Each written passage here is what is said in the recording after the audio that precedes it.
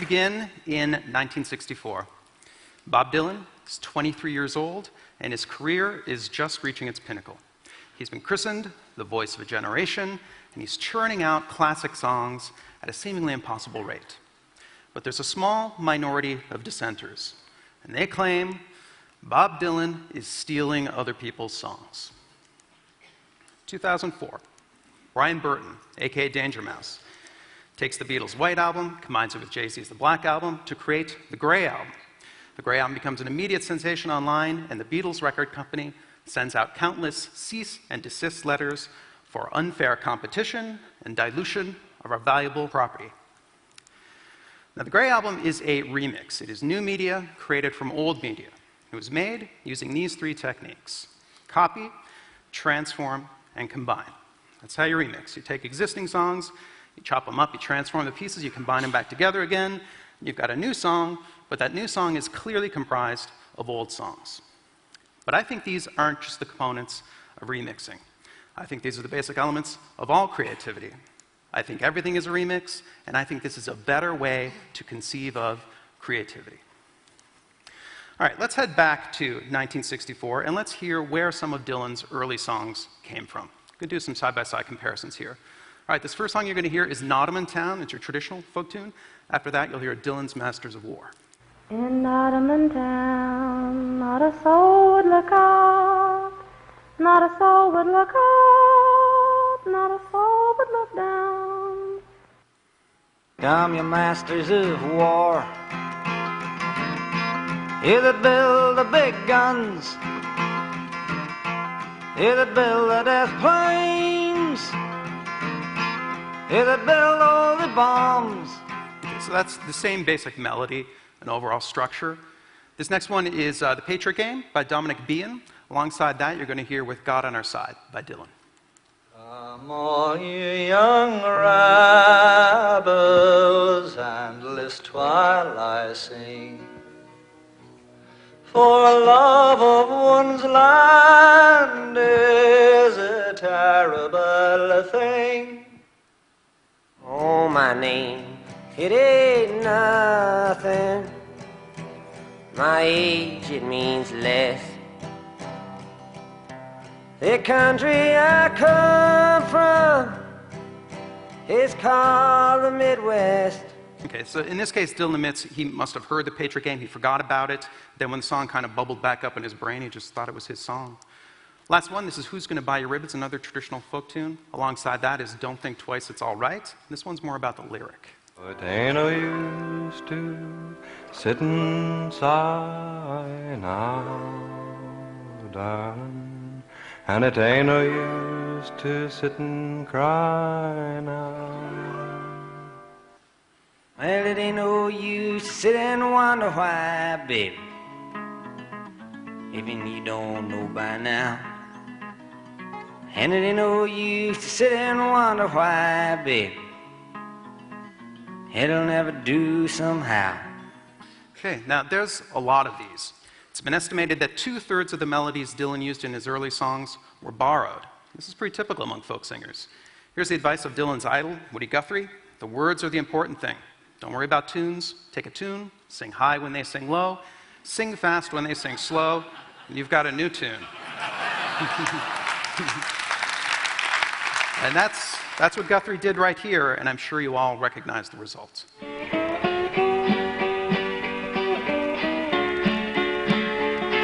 know this tune, right? We know it? Actually, you don't.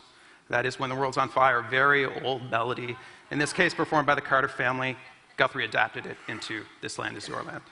So, Bob Dylan, like all folk singers, he copied melodies, he transformed them, he combined them with new lyrics, which were frequently their own concoction of previous stuff. Now, American copyright and patent laws run counter to this notion that we build on the work of others. Instead, these laws and laws around the world use the rather awkward analogy of property. Now, creative works may indeed be kind of like property, but it's property that we're all building on. And creations can only take root and grow once that ground has been prepared. Henry Ford once said, "I invented nothing new. I simply assembled the discoveries of other men behind whom were centuries of work." Progress happens when all the factors that make for it are ready, and then it is inevitable. 2007. The iPhone makes its debut. Apple undoubtedly brings this innovation to us early, but its time was approaching because its core technology had been evolving for decades. That's MultiTouch, controlling a device by touching its display. Here is Steve Jobs introducing MultiTouch and making a rather foreboding joke. And we have invented a new technology called MultiTouch. You can do multi-finger gestures on it, and boy, have we patented it. Yes. And yet, here is MultiTouch in action. This is at TED, actually, about a year earlier. This is Jeff Hahn, and I mean, that's MultiTouch. It's the same animal, at least. Let's hear what Jeff Hahn has to say about this newfangled technology. Multi-touch sensing isn't completely new. I mean, people like Bill Buxton have been playing around with it in the 80s. The technology, isn't the most exciting thing here right now, other than probably its newfound accessibility. So he's pretty frank about it not being new. So it's not MultiTouch as a whole that's patented, it's the small parts of it that are. And it's in these small details where we can clearly see patent law contradicting its intent to promote the progress of useful arts. Here is the first ever slide to unlock. That is all there is to it. Apple has patented this. It's a 28-page software patent, but I will summarize what it covers. Spoiler alert. Unlocking your phone by sliding an icon with your finger. I'm only exaggerating a little bit. It's a broad patent. Now, can someone own this idea? Now, back in the 80s, there were no software patents, and it was Xerox that pioneered the graphical user interface. What if they had patented pop-up menus, scroll bars, the desktop, with icons that look like folders and sheets of paper? Would a young and inexperienced Apple have survived the legal assault of a much larger and more mature company like Xerox? Now, this idea that everything is a remix might sound like common sense until you're the one getting remixed. For example. I mean, Picasso had a saying, he said, good artists copy, great artists steal. And we have, always been shameless about stealing great ideas. Okay, so that's 96. Here's 2010. I'm going to destroy Android because it's a stolen product.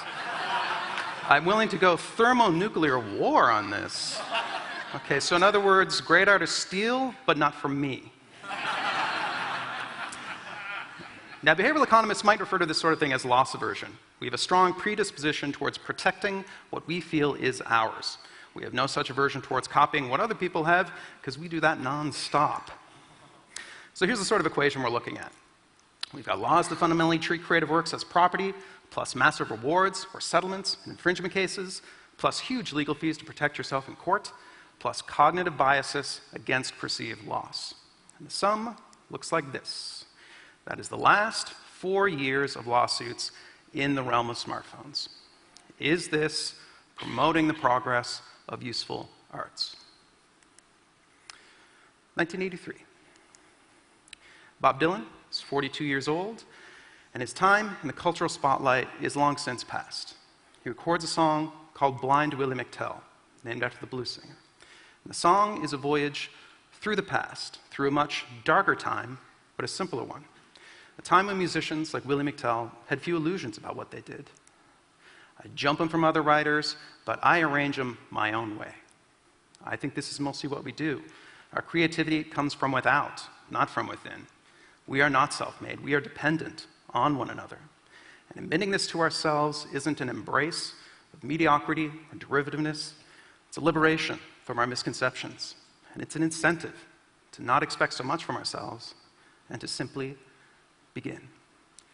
Thank you so much. It was an honor to be here. Thank you. Thank you. Thank you.